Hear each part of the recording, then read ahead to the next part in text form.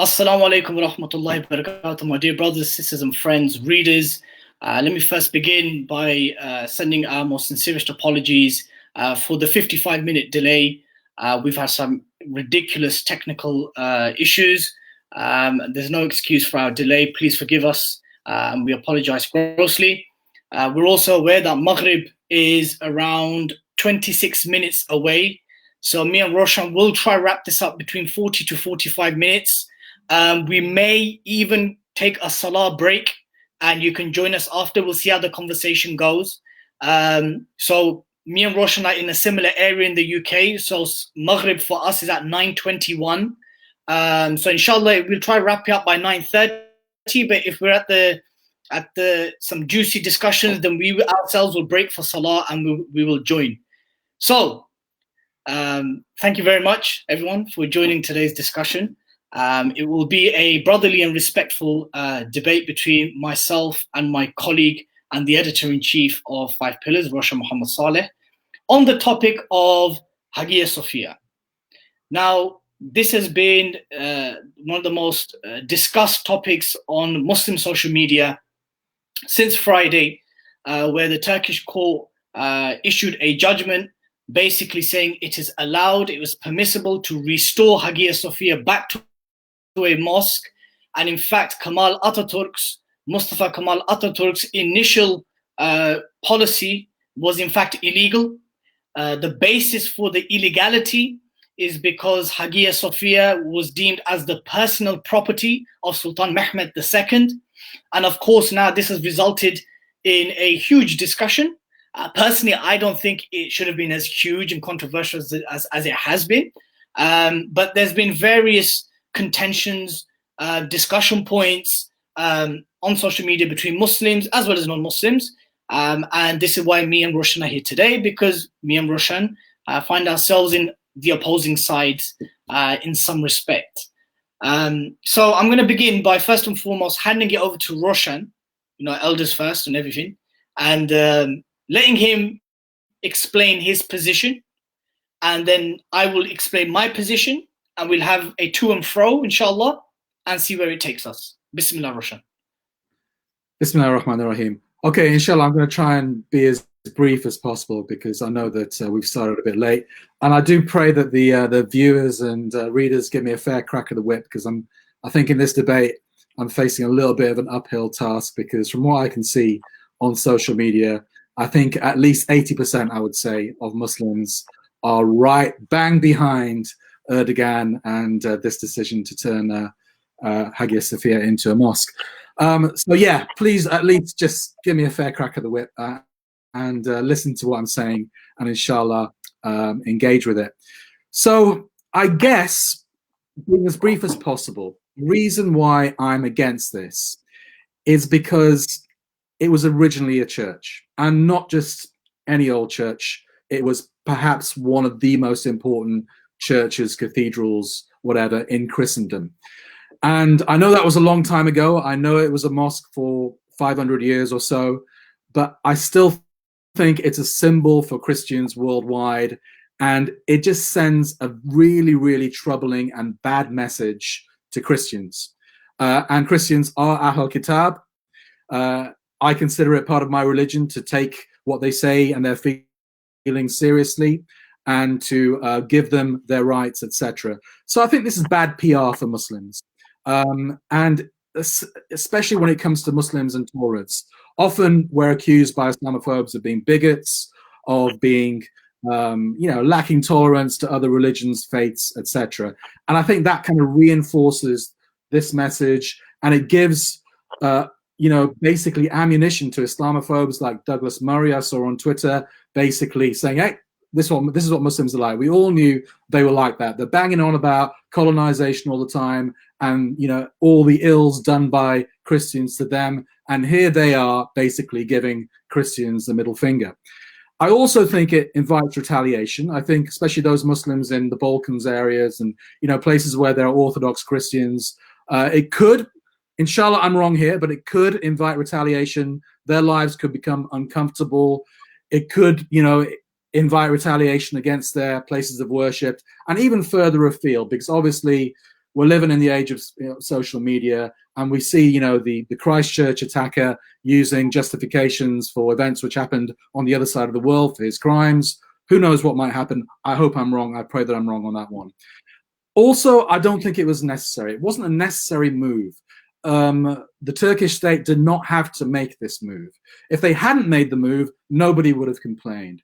Even if they had made it a church, I think a lot of, especially people that support Erdogan, would have said, oh, what a lovely, magnanimous gesture to the world's Christians. So I think it was a very unnecessary move. Turkey is a 98% Muslim country. There are loads of mosques in Turkey to pray in. So it's not the same as when Sultan Mehmed took over Istanbul. Took over Constantinople as it was then. The circumstances are completely different. And I don't think today's decision or yesterday's decision should be held in hock to a decision that Sultan Mehmed took 500 years ago, because, as I say, the circumstances are entirely different.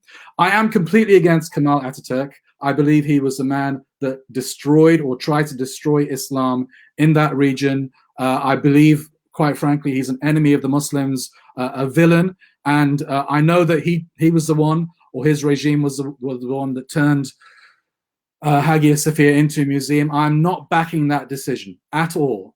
If I was, transported back to 1934, I would definitely be against that decision, and I would have said, let it be a mosque.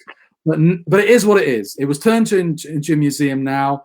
The status quo is what it is, and I don't believe that status quo should have been changed. And just wrapping up now, ultimately, I think this is a PR stunt by President Erdogan. He knows it's a vote winner. The Turkish economy is in a bit of trouble. And I think ultimately, I know Muslims are feeling good about this. I know that they're thinking this is giving them some izzah back, which we desperately need. And Erdogan is saying things like, Hagia Sophia yesterday and Al-Aqsa tomorrow. Now, I just think that's hyperbole. I think it's words, it's rhetoric, and nothing more than that. And I think, quite frankly, that, what would get me celebrating is if the Turkish state cut ties with Israel. What would get me celebrating is if the Turkish state kicked out NATO from its country. But transforming a building into a mosque, it's not something that's going to make me jump out of my seat. And the last thing I would say is that Islam isn't just about exercising power, it's also about exercising mercy and benevolence and magnanimity. And especially when we're in a position of power, because the Turkish state here is in a position of power. It didn't have to make this move. There's no necessity to make this move. And I think ultimately, sometimes as Muslims, Islam comes first, definitely, but sometimes we have to put our feet in the shoes of others and think about the wider ramifications and consequences. And those are the reasons why, in a nutshell, I wouldn't have made Hagia Sophia, restored it as a mosque. Okay, Jazakumullah khair.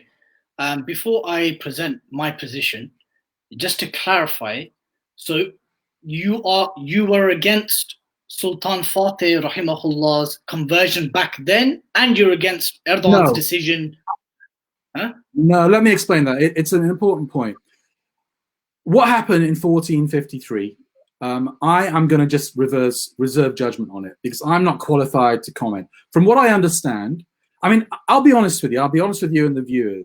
I've visited Hagia Sophia many times, and I've visited Turkey many times in my life. It has always sat very uncomfortably with me, from my personal point of view, that Hagia Sophia,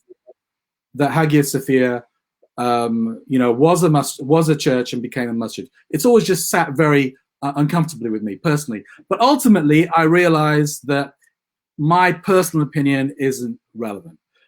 Ultimately, there is Islamic justification, as you have explained to me in the last few days, for Sultan Fatih to make Hagia Sophia a masjid, especially according to the Hanafi school of thought, in terms of conquering that city and booty and taking whatever you want as booty. So I accept that, although I'm unclear whether other madhabs aside from the Hanafi madhab, take that position. Foremost in my mind, when I think about converting churches, I must admit, is the example of Sayyidina Umar radiallahu an, when he conquered Jerusalem. He was invited to pray in the Church of the Holy Sepulchre, and he refused to do it because he felt that if he did it, then that would set a precedent and the church would be made into a masjid. So that is foremost in my mind. And I know that we take the example of the Sahaba as a source of our fiqh. So, but ultimately, I don't know if there is a consensus or there isn't a consensus on this issue. So I'm going to reserve judgment, and I'm going to give the benefit of the doubt to Sultan Fatih, as we should do as Muslims. But what I'm saying is that decision taken 500 years ago doesn't have to have a direct bearing on the decision taken by the Turkish state yesterday, because the circumstances are completely different. Istanbul is in the control of the Turkish state. It's not a recently conquered city. Okay. Bismillah ar-Rahman ar-Rahim. Alhamdulillah wassalatu wassalam ala Sayyidina Muhammad wa ala alihi wa sahbihi wa sallam. Rabbi shrah li sadri wa yassir li amri wa hlul 'uqdatan min lisani yafqahu qawli. Jazakumullah khair for presenting your positions, Roshan. I'm going to begin by citing the very well-known hadith of the Prophet sallallahu alaihi wasallam, where he said, "Verily you, the Muslims, shall conquer Constantinople." And he doesn't end there. What a wonderful leader will her leader be, and what a wonderful army will that army be. The hadith is mentioned in Musnad Ahmad, Al-Hakim, and Al-Jami al-Saghir. The reason why I started with this hadith, brothers and sisters and viewers, is because this hadith and the conquest of Constantinople and the actions of Sultan Fatih rahimahullah has to be understood from its religious significance, that this was indeed a fulfillment of a prophecy. If it was just a case that the Muslims would conquer Constantinople, then the hadith would have ended that you would just conquer Constantinople. But the Prophet ﷺ, he praised the leader and he praised the army. So I just wanted to set that as the Islamic premise of the position that I'm going to present. Was Sultan Fatih's decision to convert Hagia Sophia into a masjid an Islamic one? Absolutely. Unequivocally. According to the Hanafi fiqh, unequivocally. In fact, I will challenge anyone who watches this debate or discussion to bring me an opinion that says that what he did was haram, according to the Hanafi school, which the Ottomans were. As to what the Shafi'is believe and the Malikis believe and the Hanbalites believe, that is of no relevance when you follow a particular school. Case in example, if I am a Hanafi, I pray my salah according to a Hanafi, I measure the way I travel according to a Hanafi. What the Malikis and the Shafi'is and the Hanbalis believe, I don't really care. It doesn't matter to me because I don't subscribe to their school of thought, right? There is no need for a consensus.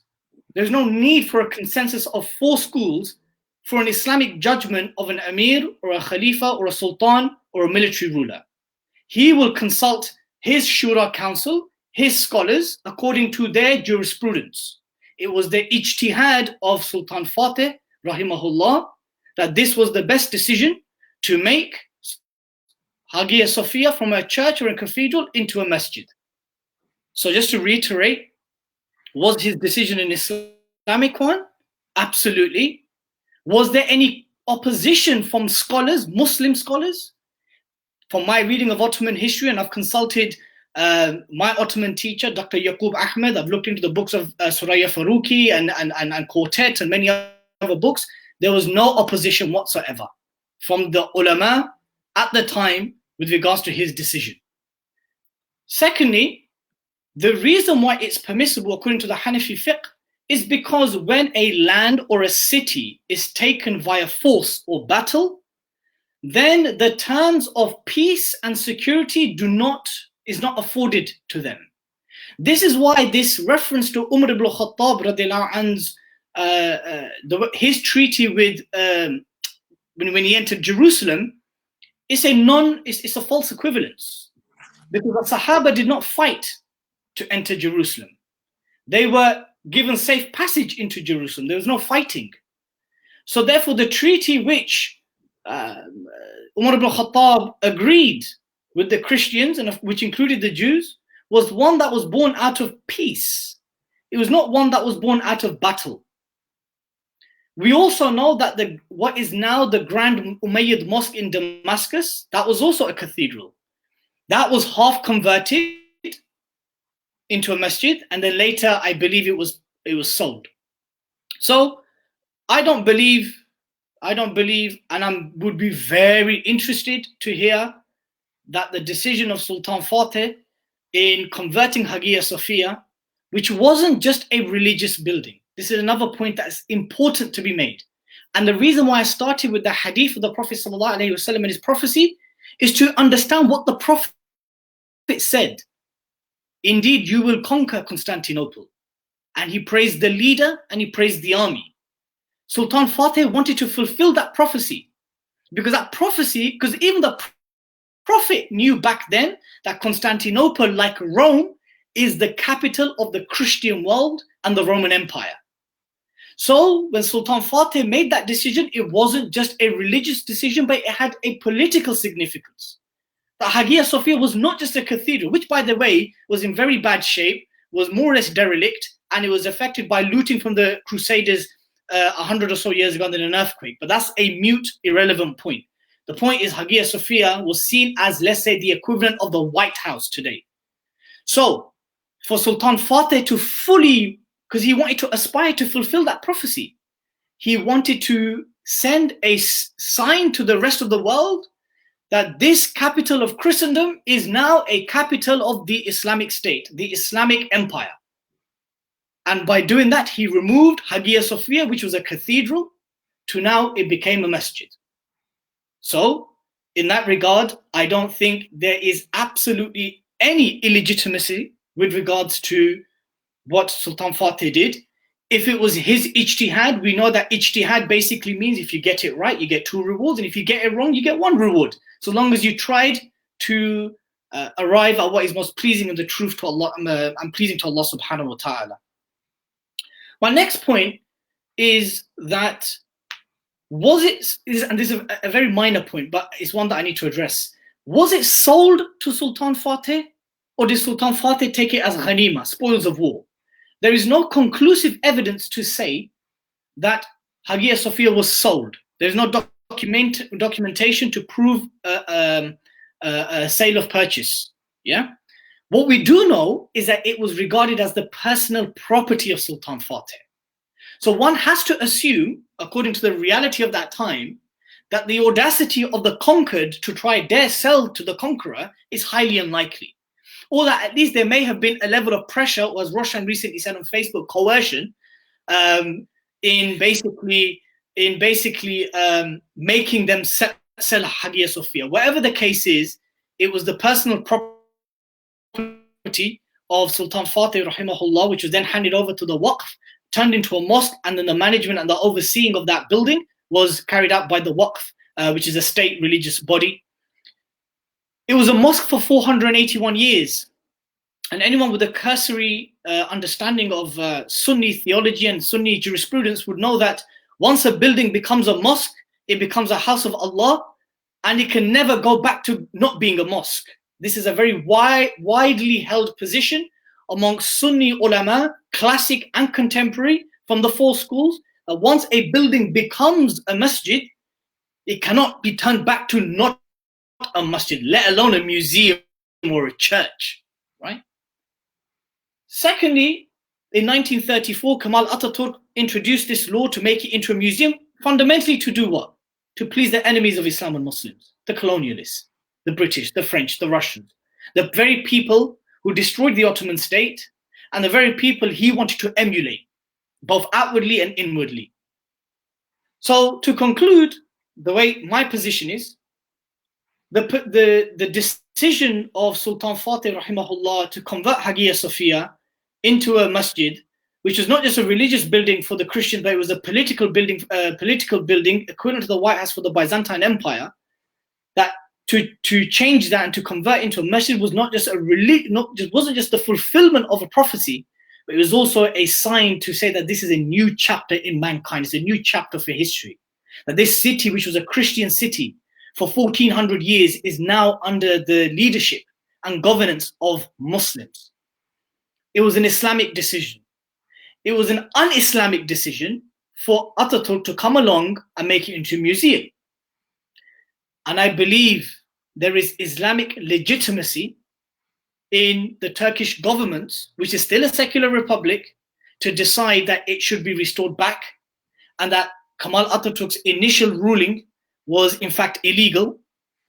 And if it was something un-Islamic, then we would have seen an uproar from the Muslim scholars of Turkey.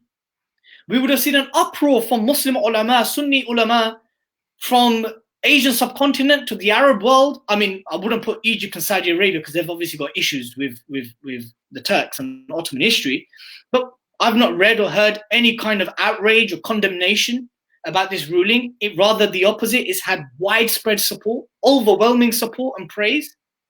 And the reason why that is because we know that the hadith is something which is so deep in the hearts and minds of not just Turks, but Muslims far and wide. And to conclude, just to wrap up my position on this regard, is that we need to, when we look at this situation of Friday's ruling, we shouldn't equate it and make it synonymous with support for Erdogan and the AK party. Make no mistake, that Erdogan is a Muslim ruler of a secular republic. He does not rule by Sharia law. He has not ever publicly said that that's his intentions or that of his government. He's a fantastic speaker. He gives fiery speeches about Al-Aqsa and Jerusalem, but his government will have record break deals with Israel. I don't think anyone can dispute that. But the point here is this, that a leader or a state can do something without it being solely or partially Islamic intentions, but it can have an Islamic and empowering ripple effect in the collective mindset of the Ummah in Turkey and beyond, in basically telling Western imperialists and their double standards and hypocrisy, where they never cared about Christian Orthodox, where they never cared about the masajid in Cordoba that were forcibly converted during the Inquisition, fine, all of a sudden have something to say. And I think that is a positive shift, not just for the Muslims of Turkey, but for the Muslims in the region, to move away with the pressures of Western governments and Western imperialism.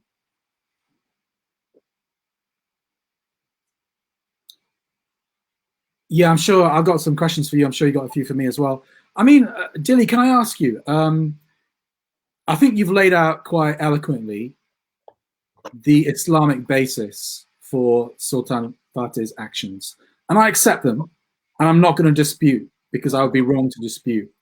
But do you kind of glossed over the bit where you said what the other madhabs say doesn't matter to you. Now I understand why you say that, and you're right to say that in a way, but I guess what the other madhabs say does matter to a lot of Muslims, because I've seen a lot of Muslims online, you know, I'm not talking about just everyday Muslims, but quite prominent figures. I won't necessarily name them, I don't want to embarrass them. They can speak for themselves. Why shouldn't you embarrass them? Who are actually questioning the Islamic legitimacy of this. And I wonder whether that was because other madhabs might have a different ijtihad.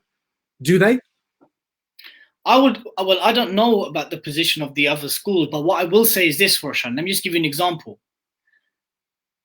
When you pray, do you worry about the way the other three? No, I'm Shafi'i when I pray, and I don't care what the Hanafis do. And I'm Hanafi when I pray. So what the Shafi'is believe about how I pray, I don't care, even when it comes to the time of Asr. Yeah. So for a Hanafi, when he's traveling, it's 52 miles in one way. I don't care if Shafi'is believe it's 17 or 18 miles. Or... No, but what I understand what you're saying, but what I want to know is there a difference of opinion on this issue? I don't know. Because you're presenting an Islamic opinion, but there could be others, right? Ottomans are Hanafis, so they shouldn't have to care about what the other schools say. If Hanafi fiqh and Hanafi jurisprudence is the state mandate of the laws of the Ottoman state, I understand that. The way you're presenting it, I understand that, but the way you're presenting it is that this is the final word. Whereas I'm interested in, is there, because obviously a lot of Muslims will disagree with this decision. I don't think many will. Is there an Islamic basis for that? I don't think. I think it would be very dangerous. I think it would be very dangerous and a pointless and a fruitless exercise to 600 years later to now start worrying about the ijtihad and the Islamic judgment of Sultan Fatih. If that's the case, okay, then let's play this game. Okay, then if you want to go down this road, let's do it. Everyone wants to. Oh, he should have had the Salahuddin al-Ayyubi mercy when he went to Jerusalem. But did you know that Salahuddin al-Ayyubi killed many Muslims before he got to Jerusalem? Do we know that Salahuddin al-Ayyubi dismantled the Fatimid, the Ismaili state before he set out for Jerusalem? Do we know that Umar ibn al-Khattab radiallahu anhu, he was of the opinion that the prisoners of Badr should have been executed, and Allah reaffirmed his position in the Quran? Do we know that, let me give you a few more examples. Do we know that in Banu Qurayza, when they committed treason against the Prophet ﷺ and the Muslims of Medina, that it was the position of Sa'ad ibn Mu'adh radiallahu anh to have all the men and the boys of puberty executed and their men and their women and children enslaved? And the Prophet ﷺ said that this was a ruling which Allah was pleased with? Are we going to now start questioning Khalid ibn Walid radiallahu anh's position? And some of the military decisions he took, which some of the Sahaba disagreed with, but Abu Bakr defended? Are we going to, where do we draw the line? Where do we draw the line with Muhammad? Where do we draw the line? Where do we draw the line with Muhammad bin Qasim, who took Islam to Sindh, Sheikh Shah Jalal, who took Islam to Bengal, Tariq bin Ziyad, who took Islam to North Africa and Maghreb? Are we going to now start nitpicking the Islamic judgments and the military strategies of these great commanders and rulers who took Islam to our lands on an ijtihadi issue? And those who know about ijtihad, if you know about ijtihad, you'll know this. Ijtihad is a position where there is a difference of opinion. If you exhaust everything you can, the Quran, the Sunnah, the Ijma' al-Sahaba, the Qiyas of the scholars, and you take all the other different factors in, Urf, Maqasid, Maslaha, Masada, all these kind of things, and you arrive at a particular ruling. Now, if you're right, Allah will give you 2 rewards, and if you're wrong, you'll get 1 reward. I just don't see the fruitless exercise of 567 years later trying to nitpick the legitimacy, the Islamic legitimacy of a position which actually had far-reaching greater benefit for Islam and Muslims for centuries that followed. That's what I'm saying. Yeah, so I mean, it wasn't really my intention to nitpick that decision. All I'm trying to say is that those who have a different opinion on that decision are not necessarily Islamically at fault. That's my only point. But should we move away from that? Because I'm actually not trying to, despite the title of this debate, I'm actually not disputing what Sultan Fatih did. Okay, great Muslim hero. I'm not disputing what he did. But can I ask you? Go for it. Can I ask you, why does a decision taken by him 500 years ago have a direct relation to what Erdogan and the Turkish state did yesterday? Why does it have to be exactly the same decision when the circumstances are different? 3 reasons. 3 reasons. I've already made it clear that for Muslims to be happy and to embrace the court rulings of Friday doesn't have to be synonymous with support for Erdogan and the Turkish state. Me, for example, for example, I made takbir, I made dua, I was happy that the fulfillment of the Prophet ﷺ's hadith and the symbolism of the central power of the Byzantine Empire was a masjid, and I should go back to a masjid. So I'm going to tell you why.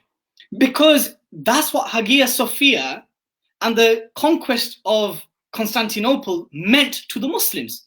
That's why it's right in the hearts of the Muslims. Because it's a fulfillment of a hadith, it's a fulfillment of a prophecy. But the hadith was to conquer Constantinople, not necessarily a church in Constantinople. Surely you'd agree with them. No. I'm going to disagree with you. I'll tell you why I'm going to disagree with you. Because I already told you that the hadith is not just about the conquest of Constantinople. Prophet ﷺ praised the ruler. The army. Okay. So therefore, if he's praising the ruler, and that was the ruler's decision, how does that make you feel? That's why I don't question it. Yeah. But I also don't blame those who do question it or call them un-Islamic. But the scholars then didn't complain. The scholars in Turkey now are not complaining. The scholars across the majority of the Muslim world are not complaining. Yeah, you can question it. I'm just saying it's a fruitless exercise. That's what I'm saying. Why is it relevant to what the Turkish state did yesterday? Because I think it's relevant because what it does, I mean, look, whether the economy is in tatters, whether Erdogan and the AK party want to gain or regain the trust of their conservative voter constituency, I totally understand that could be the reason. It could be that and a religious reason. I don't know. We don't know what's in the hearts of Erdogan and his AK party administration. We don't know that. But the reason why it's significant is because it symbolizes, once again, after 86 years of basically Kemalist dominance in the Turkish state, a shift away from what is pleasing and acceptable to Western governments. It is a shift away that us, the Muslims of Turkey and beyond, we are going to make it back into a mosque, what it always was, what it was for 486 years. It should never have become a museum. That was a haram ruling, no Islamic basis. And they are merely fulfilling that this masjid should go back to it being a masjid, as well as a political sign telling the West that, you know what, we don't really care if you're not happy with it. This is a part of our heritage, Islamic heritage, and we're going to make it into a mosque again. You know what? I think your picture's frozen on my screen. I hope the viewers can still see you and hear you. But I think that is actually the strongest. I think that's actually the strongest argument for this decision. It's a middle finger to Turkish secularists who absolutely deserve it for the crimes they've committed against Islam in the last century. However, I just wish that they would have taken a decision or a move which would have been in the greater strategic interests of the Ummah and wouldn't have alienated millions of people who are non-Muslim, whose views that we also should take into account, such as kicking NATO out of the country, such as breaking ties with Israel. That would have made me really rejoice. That would make me really think we're going to liberate Al-Aqsa one day. But converting a building into a mosque, it's an easy win for Erdogan. He's a populist. If you study his career, he goes for easy wins, he goes for grandiose rhetoric, but in terms of real action, he can be thin on the ground. Roshan, just give me 2 seconds. I just want to see whether the conversation is still live on Facebook or whether we're just talking to ourselves. If you just give me 2 seconds. It has frozen. Have I frozen in your screen? You're frozen on my screen, yeah. Have you frozen? Am I frozen? No, yeah, you're frozen, but I can hear you. So I think what's happened is people can hear us. Yeah, they can hear us, but we're frozen on the screen. Yeah, I can hear you. Okay, so Roshan, we're live. Inshallah, yeah, bismillah. We're live. And I think we should maybe break for Maghrib and continue the conversation in about, 5 minutes? Is that okay? Fine with me. So I don't touch anything, right? I just leave it as it is. I don't want this going on. Leave it. Yeah, no. We'll just come back to it. But let me, if I could just address some of your points, yeah? No one's disputing that Erdogan is widely understood by at least his critics that he's a populist ruler. He goes for the kind of easy wins, the jingoistic kind of sentiments of Muslims, Al-Aqsa, Jerusalem, Rohingya, gives fiery speeches, but is a man of very little substance, according to his critics. Yeah. The point I'm trying to make to you is that it doesn't have to be synonymous. Celebrating or being rejoicing at the restoration of Hagia Sophia back to a masjid, which had a religious, Islamic and political significance in 1453 as much as it does in 2020. That doesn't have to equate to you being a supporter of Erdogan and Akbar, and nor does it have to equate to, oh, but he should go and kick NATO out and cut ties with Israel, which we hope and pray, inshallah, that he does, and whichever ruler and government administration comes after that, that hopefully that they can work towards such a radical and empowering a policy change. But I think the issue here is that one of the discomforts that people have with Turkey's ruling are the following. Number one, I think we're trying to justify the sensitivities of Christians, or even what Sultan Fatih did in 1453, according to the liberal morality and the liberal sensitivities of today. I think that it's telling of an inferiority complex that we have. That, oh God, you know what? We've changed it back to a mosque. Now people are going to think that we're actually Sharia jihad-loving nut jobs who force conversions.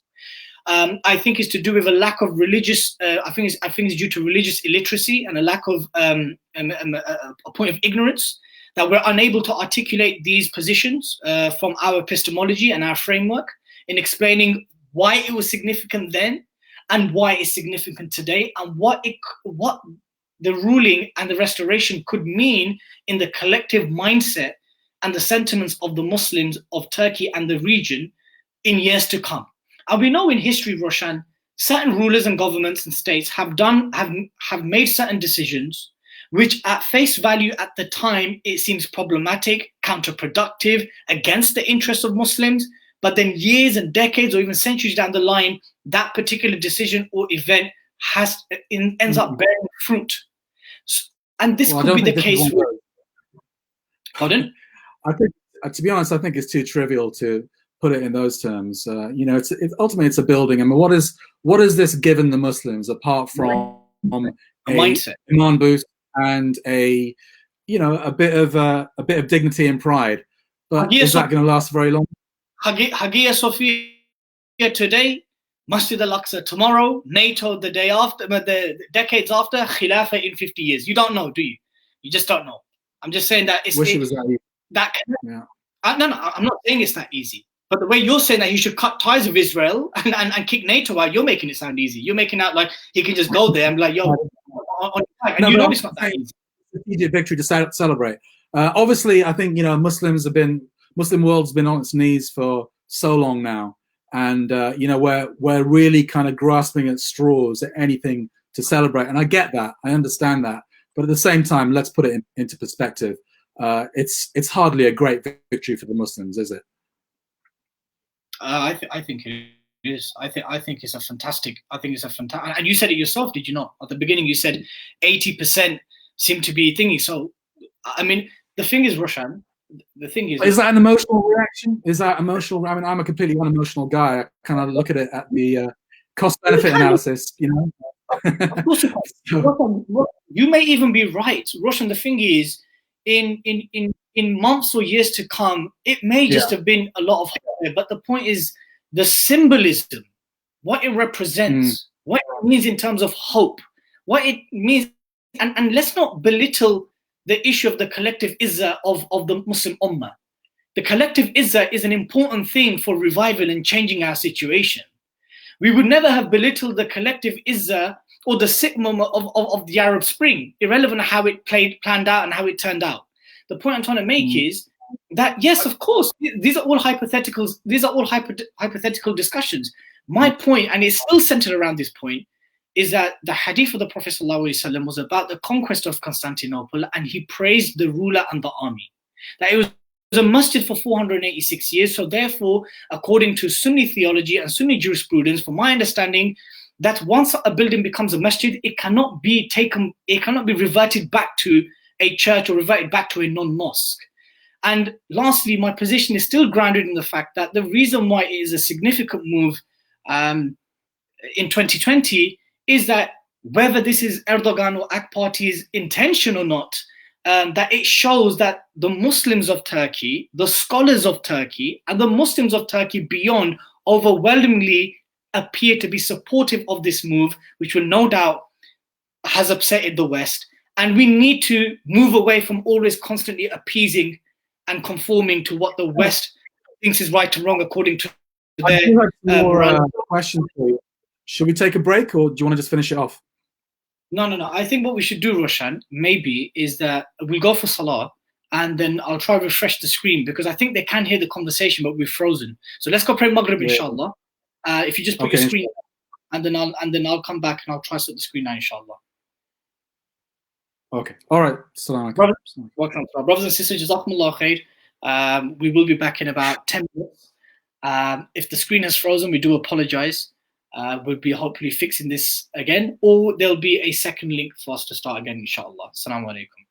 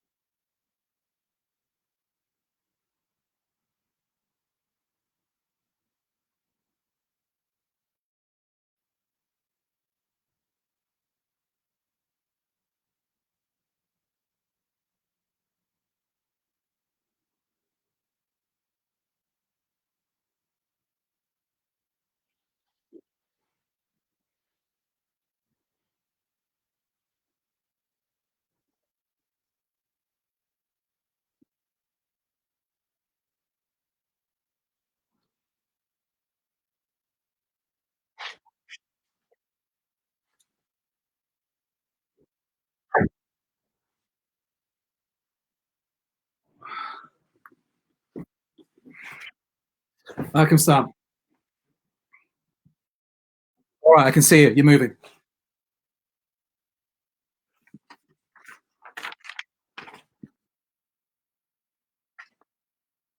Yeah, yeah, of course.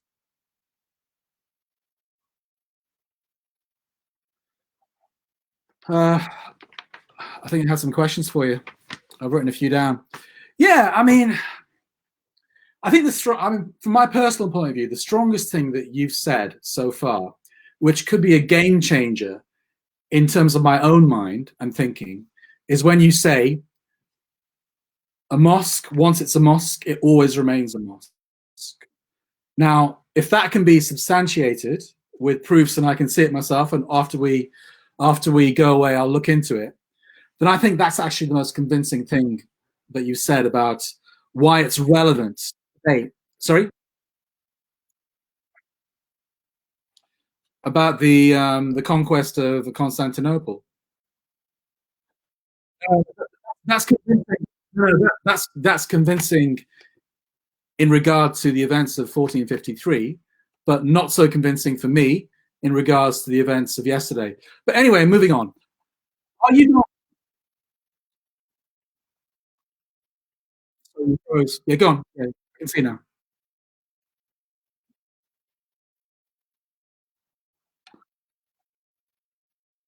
No, well, yeah, well, I mean, can't we? I mean, 1453, you've got an invading army conquering Constantinople, which became Istanbul. Okay. Today, Istanbul is under the control of the Turkish state. It's not the same circumstance at all. And I don't believe you have to take the same decisions when circumstances are radically different.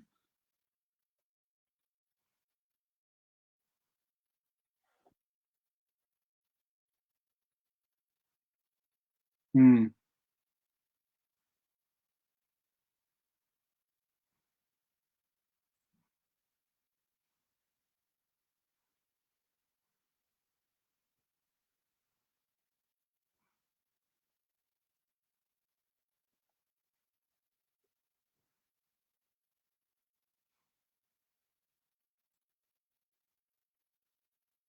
mm.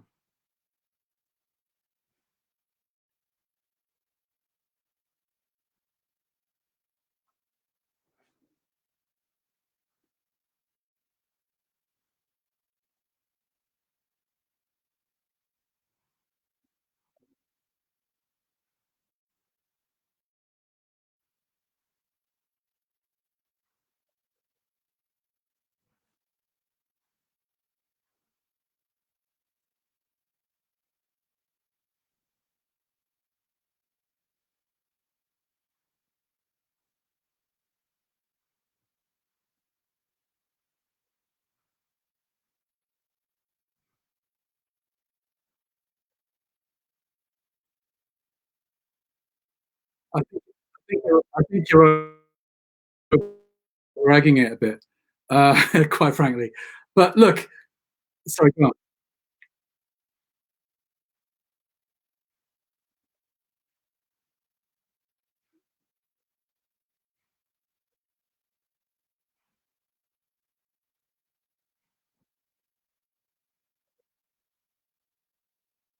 Mm.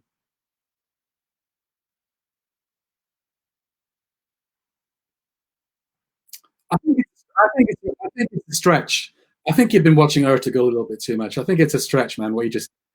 But look, I'd like to ask you a question because we've been over this ground a few times now. Um, do you care one iota what Christians think? Yeah,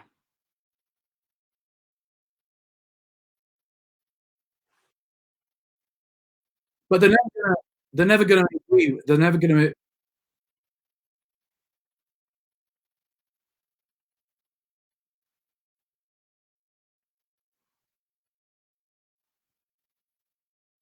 I can hear you perfectly.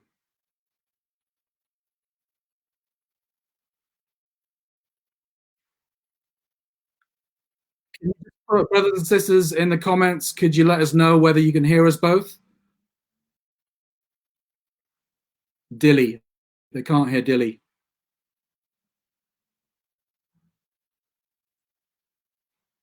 All right. We're going to refresh the screen. Please bear with us, brothers and sisters. Inshallah, this will be fixed very soon.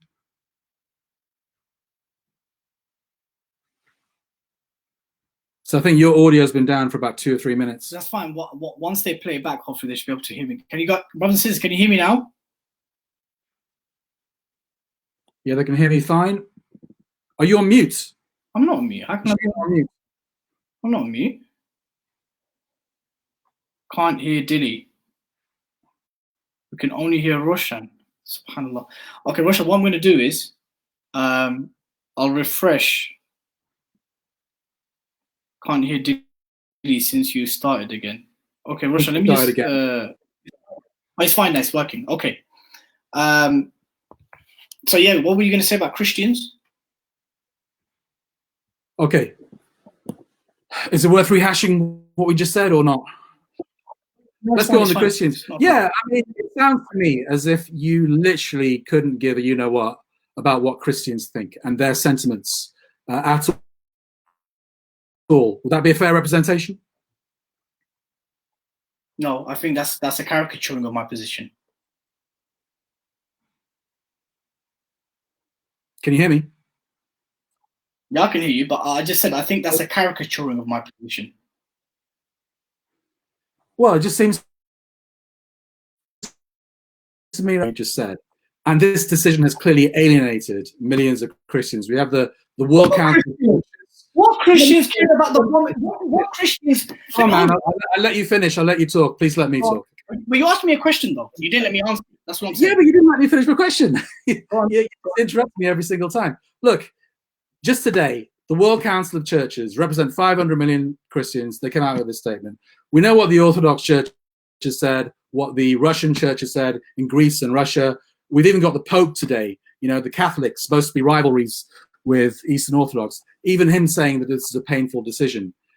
Yeah. They are Ahl Kitab, right? You know, and Islam isn't just about sticking it to the kafar and saying Allahu Akbar.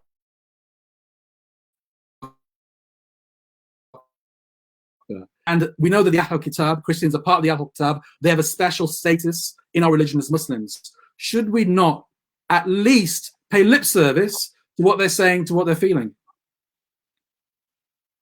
You got a very dismissive face, as if you couldn't give a toss. No, because I'm very surprised at how much you care about and how much it appears. How much it appears I do care, yeah, because I think also, you know, we have to give dawah to these people as well. It makes it much more difficult. That's not a problem. Okay, then let me ask you a question. Since it became a museum for 86 years, how many Christians have become Muslims in terms of dawah?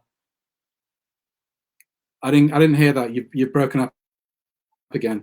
How many Christians became? Since Hagia Sophia was a museum for 86 years, how effective was that as a dawah tool for Christians to become Muslims? In terms of I can answer that question. Yeah, what am I supposed to say? 25 million? Or figure out because the numbers are pretty much probably very low and not even something worth citing. It sends a message out about Islam and tolerance, doesn't it? And a very strong message. Okay. It sends a message out that we whine about Christians and atheists, whatever, doing whatever they want to us, you know, bombing whatever, treating Islamophobia, etc. But when the shoe's on the other foot, we do exactly the same. And surely these people are not our teachers. Surely we should be better than them. Surely we should be the ones that are setting an example. Roshan, can I say something to you? You promise you won't take it to an offense. Go on then. You're going to say this to me live in front of loads of people, but go on. No. Some of the arguments that you're presenting, I don't feel that it's premised entirely. I think it's disproportionately premised on one aspect of what you understand correctly to be compassion or dawah or Ahl al-Kitab and stuff like this. I want to just make a very brief point. I think it's an unnecessary provocation. Look, I'm all for taking radical moves when they're necessary. But when it's not necessary, I don't believe in provoking people. And I just see this as a provocation. You provoke England football team all the time. You provoke Israel all the time. You provoke. Who cares about them? Who cares about them? Who No, cares about them? they're Ahl al-Kitab, Roshan. They're Ahl al-Kitab. No? But yeah, Muslim Are they supporters not? of them as well. Anyway. Look, Roshan, the point I'm going to make is this, yeah? Do I care about the sensitivities of millions of Christians who will be upset with regards to this decision? I feel that we should be in a position to articulate our religious and political reasonings as to why this decision back in 1453 was Islamic and acceptable according to our epistemology and our framework, and why in 2020 it is something which is overwhelmingly and widely being supported and celebrated by Muslims. I think it's an issue of confidence, and it's more telling of an inferiority complex, which is more telling of the hundreds of years that we've been colonized both intellectually and physically.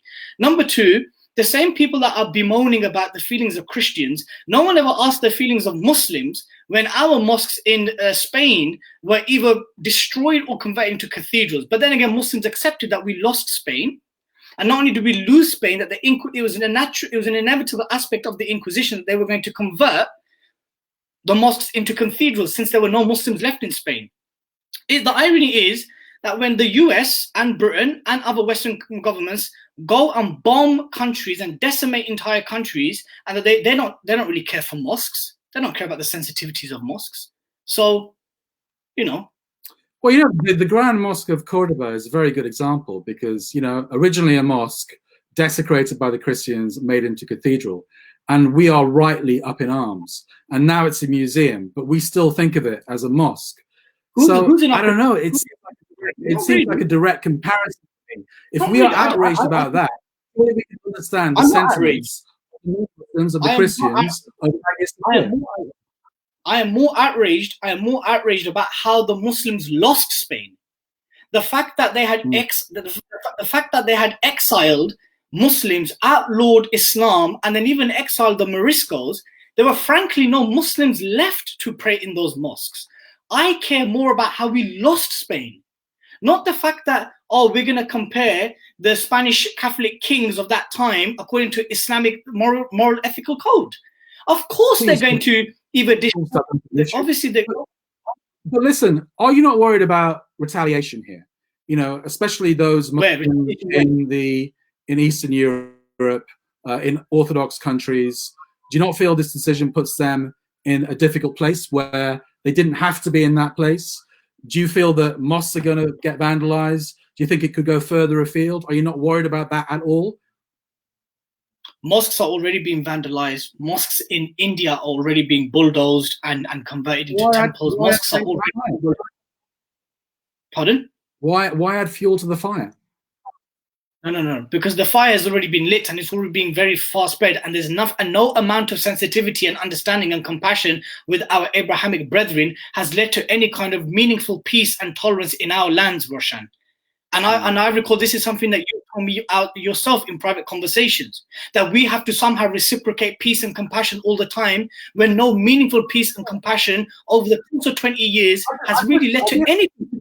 I guess my overarching point is, why look for a fight when you don't? No, let me finish. You're not letting me finish. You're cutting me off all the time now. Okay. My overarching point is, why look for a fight when you don't have to? That's what I believe generally in life. Avoid a fight when you can. When you have to fight with everything that you've got. But if you can avoid a fight, let's do that. That's what I believe. Can I tell you why that position is not Islamic? Go on. Because if the Sahaba had that mentality, and the Tabi'in had that mentality, and the Tabi'in had that mentality, and they didn't pick a fight, and they didn't seek to spread Islam, at least in those lands where it was done via military conquest, not by trade or diplomacy, then guess what? Islam. I think that's the context that you're mentioning. Obviously, I'm talking in general terms, and there's always an exception to the rule. Okay, but is this really about spreading? That was actually a dawah strategy of the Islamic State. It wasn't like a fringe opinion. Roshan, the way I see it, look, we've had the war on terror for 19 years. The Muslim lands have been ravaged and colonized both militarily, economically, and intellectually for the last 150, 200 years. No amount of appeasement and Abrahamic brotherhood and tolerance and love and mercy and compassion and all these wonderful interfaith conferences in Abu Dhabi by Hamza Yusuf and led by the UAE and all this kind of stuff, all this kumbaya stuff. None of it has really improved our situation, has it, Roshan? Muslims are still being killed and maimed and oppressed and occupied. And in all honesty, if something like the restoration of Hagia Sophia can instill a spark of revival and hope in changing the political destiny of the Muslim world, I'm all for that. Okay, I have to say, I think you're over-egging it massively. I hope I'm wrong. I hope you're right. But yeah, look, just concluding now, because I'm all out of questions unless there's anything else you want to ask. Just concluding, I don't deny that there are arguments in favor of this decision. And I personally think the strongest one is reviving the Ummah and giving that middle finger to the Turkish secularists, and also the I'm not sure whether it was a hadith that you mentioned about was it a hadith or was it a fiqh position about a mosque, once a mosque, always a mosque? I think those are the strongest arguments that you've come up with today. But I think there are also significant counter arguments, which I hope the listeners will take into account. Among them, the unnecessary nature of this action, the potentially provocative nature of this action, just the kind of unnecessary provocation to the world's Christians and handing Islamophobes the ammunition to beat us with, the stick to beat us with, when we didn't have to give them that stick. Okay. Can I make my concluding comments as well? Sure. I don't have no questions for you. Bismillahirrahmanirrahim. First and foremost, Roshan, I want to say Jazakumullah khair for agreeing to do this discussion. Not only are you my colleague, my partner, business partner, in case I don't get confused, and you're a dear brother, and when it comes to journalism, at least you are definitely my senior and a mentor of mine. And if I said anything to hurt or offend you, I do apologize. You said absolutely nothing to offend me. We all know that there are hot topics in this world, and we're here to debate them. And I wasn't here to win this debate. That wasn't my intention. I always said from the start that if you come up with better arguments, I'll change my mind. Yeah. And I'm actually going to listen back to this and reflect on what you said. Not listen to myself, but actually listen to you. I'm sticking to my position at the moment based on the pros and the cons. But inshallah, maybe I'll change my mind. Roshan, for some reason, they're saying that they can't listen to our audio again. Actually, no, is that an old message? That's an old message, sorry. So to conclude from my part, look, whenever Muslims debate, it should always be with the sole objective to get to the closest to what we believe is most pleasing to Allah subhanahu wa ta'ala, based on the evidences provided from the Quran, from the Sunnah, from the life and lessons of the companions, and as well as that of our classical tradition of our scholars and that of our contemporary scholars. It is also important for us to understand with regards to the Hagia Sophia that it is not just an issue of a cathedral which is converted to a mosque, and then a mosque which is converted into a museum, and a museum which is restored back to a mosque. It really isn't as simplistic as that. Because 1453 and the conquest of Constantinople was not just any event in Islamic history. It was the fulfillment of a prophecy that our beloved Prophet ﷺ, the best human being to ever have lived and who will intercede for us, he predicted that this would happen, and he didn't just stop at the conquest of Constantinople. He praised its ruler and he praised its army. So we need to be very mindful and careful as to how, in hindsight, centuries later, we want to nitpick on certain historical or Islamic judgments of rulers, because in that case, we would be criticizing the very people who actually brought Islam to our lands. And that's why I believe that looking back at these kind of rulings and judgments centuries ago, it's a fruitless exercise, because they did what they felt was Islamic. And in many cases, if they didn't do those things, Islam wouldn't have reached many lands, especially in the Arab world, North Africa, Spain, and Central Asia. I am not a supporter or a cheerleader of Erdogan. I am not a cheerleader or a supporter of the Turkish state or the AK party. However, I will acknowledge and give credit where a particular political decision may have, and we should hope that it has, positive, empowering ripple effects, if not now, then at least years to come, inshallah. And I'll conclude on this, brothers and sisters and listeners and friends, that if you are so worried about what non-Muslims feel and Christians feel, and we've put you in a difficult position by doing this, let me ask you this. Hasn't the situation with the Muslims been so difficult already since the dawn of the war on terror? Has the situation of the Muslims and the Muslim lands not been one like no other period in Islamic history since the dawn of European colonialism? Has the situation really got better for us collectively, whether it be in the Muslim world or in the West, whether it be Islamophobic attacks, whether it be mainstream media attacks, whether it be invasions, wars, you name it, wherever it may be? Has the situation really got better for us? I would unfortunately say it hasn't, and has only worsened. So sometimes it requires radical events or symbolic events to sometimes change the shift in mindset. And my last words would be this. Roshan, when you said that, oh, we've just given Islamophobes ammunition to batter us with, does that mean if we didn't do that, the Islamophobes will stop battering us? Of course not. They will find something else. And it reminds me of Allah, when Allah subhanahu wa ta'ala tells us in the Quran that they will never be pleased with you until you adopt their religion. Paraphrase that verse is, the Jews and the Christians will never be pleased with you until you leave your religion and adopt theirs. And the reason why I say this is that we have to appreciate that the revival of Islam, the return of Islam as a global superpower, however that manifests in the modern times, and for us to regain independence and autonomy over our lands and our resources and our political destiny with regards to however we decide it's best and reflective of the values and culture of those people, of our respective people in the Muslim world, but that is something which is difficult. It's not something which the West or Christians and Jews will embrace with open arms, even though there's a historical record of how Jews and Christians lived in peace under Islamic civilization. They will not want to embrace and support anything that remotely supports that shift. So, if you're worried about upsetting Christians and making life difficult for Muslims, the life of Muslims is already difficult. The Islamophobes don't need ammunition to attack us. And the return of an Islamic revival that has actual meaningful and manifests in real political change is not something that's going to be widely accepted and embraced. Why should it? You're essentially changing the existing world order and the status quo. And that's my concluding notes.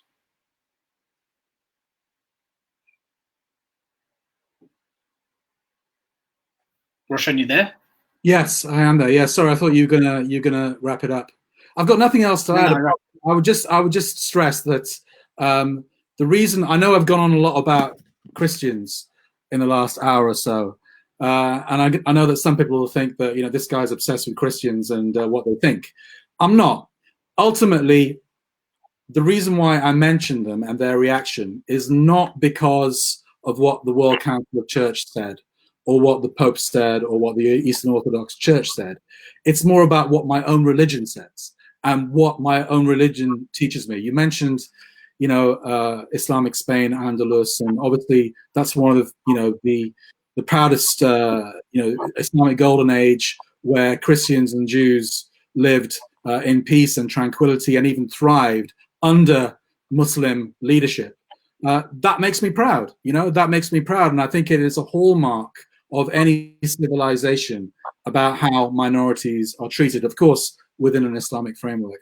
So yeah, I'm not coming from a place of, I'm gonna, pop down the local church and talk to the local priest and worry about what he says and what he doesn't say. It's more about what does Islam say. That's all I care about, really.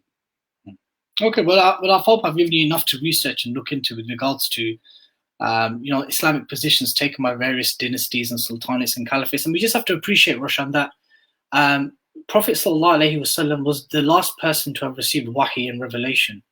And he stipulated quite clearly in various hadiths, and Allah reiterated in the Quran that, after the Prophet ﷺ, the companions, namely the Khulafa al-Rashidin, at least within Sunni jurisprudence and theology, that the Khulafa al-Rashidin, the Ashar al-Mubashirin, the 1,400 who gave bay'ah to the Prophet ﷺ in Hudaybiyah, the 10,000 or so that were there during the last Hajj, they're a source of law and rulings for us. And you'll just find that in times of military engagement and campaigns, you will see compassion and harshness.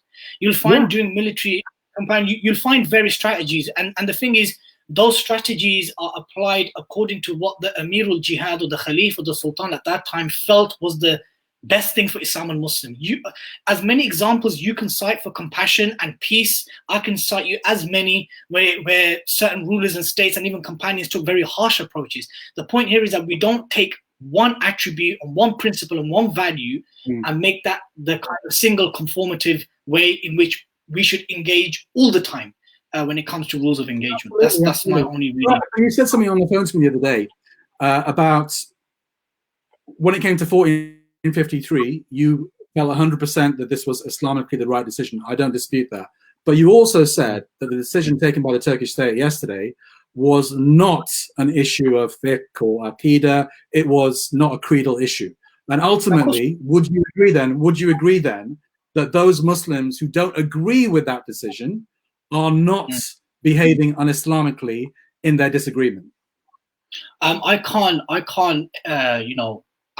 put out a generic statement because I don't know, because amongst those who are disagreeing with Friday's ruling are Kemalist, secularists. No, somebody from my position okay, whose primary reference is life is the Quran and the Sunnah, okay? But they still disagree with what happened. Are they taking a position which is haram? No, I think that they have a very misunderstood position of wala and bara, and that is hatred and love and disavowal and loyalty. That's what I think.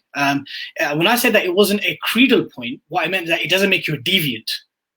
If you were to say that I disagree with at least I'm not a deviant. Yeah. Okay. No, but however, one should ask yourself. Especially those Muslims are saying, "Oh, we should just hand it over to the Christians so it can become a church again." Wallahi, to those Muslims, I would say, you really need to think about what you're doing and saying here. You want a building which was the house of Allah for 486 years and was part of the fulfillment of the prophecy of Rasulullah sallallahu alaihi wasallam to now go back to a house where Jesus, Isa alayhi salam, is given divine attributes and divinity, which Allah says in the Quran regarding that major lie and heresy, which we believe that Christian belief is, the Trinity is that it was so gross, it was so crazy that it shook the heavens. But just imagine this scenario. Imagine this scenario that Erdogan had signed off yesterday on making Hagia Sophia a church. I bet you loads of Muslims would have been supporting that decision. I bet you, simply because they will anything that he does, they will defend. No, that's his cheerleaders, Roshan, that's his cheerleaders. There's loads of them. Yeah. Okay, yeah, he's a popular Muslim ruler. There's no denying that. But if he was to change, I think that would be political suicide, and he would obviously have to answer to Allah on Yawm al-Qiyamah for that. My only advice would be that, look, it doesn't make you a deviant, depending on where you are in the spectrum of what you think should have happened with Hagia Sophia. I just think that Hagia Sophia was a masjid for 486 years. So those who have a cursory understanding within Sunni theology and fiqh, you know that I'm in a building. And for those of you, including yourself, Roshan, please do look into this. And that, why would you want that building to now go back into a church where shirk is essentially, applying divinity to Isa alayhi salam, is going to be committed? If you can sleep at night, happily propagating that, that's between you and Allah on the Day of Judgment. But when I said it's not a creedal issue, I'm not going to be like, yeah, they're deviants. I'll just think that they've misunderstood loyalty and strategic thinking according to the significance of what 1453 was and what Hagia Sophia represented then and now. Okay, should we wrap it up, inshallah? Wrap it up, inshallah. Brothers and sisters, Jazakumullah khair for tuning in. The screen has frozen for the last 20 minutes. Comments have stopped, so I don't know. What I do know is that once this video is uploaded onto YouTube, inshallah, you'll be able to hear all our audio. For technical issues, I do apologize. We apologize for the near hour delay in starting this discussion.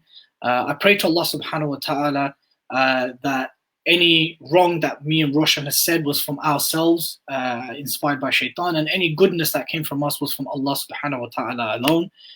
We both kindly ask you all to keep 5 pillars in your du'as, to keep the Muslim Ummah in your du'as, and that ultimately, whatever the difference between myself and Roshan was today, at least we can agree that we want to aspire to a reality where Islam and Muslims are able to flourish like they did for centuries, and that we can, inshallah, be positive contributors for that change, because it will not only just benefit Muslims, but it will benefit mankind as a whole. And on that note, brothers and sisters, Jazakumullah khair. Assalamu alaikum wa rahmatullahi wa barakatuh. Roshan, I'm going to shut it down because it's frozen from my end. And the comments were still coming in, by the way. They just loaded on my page. Okay, that's because that means it's from my end. Yeah, okay. Yeah, the comments just froze. But they all... No, Roshan, we're still playing, Roshan. They can still hear this conversation. Okay. Okay, that's fine. So what I'll make... That's fine, yeah. I'm going to close this down, and then it'll end it, inshallah. Okay, inshallah. All right. Okay.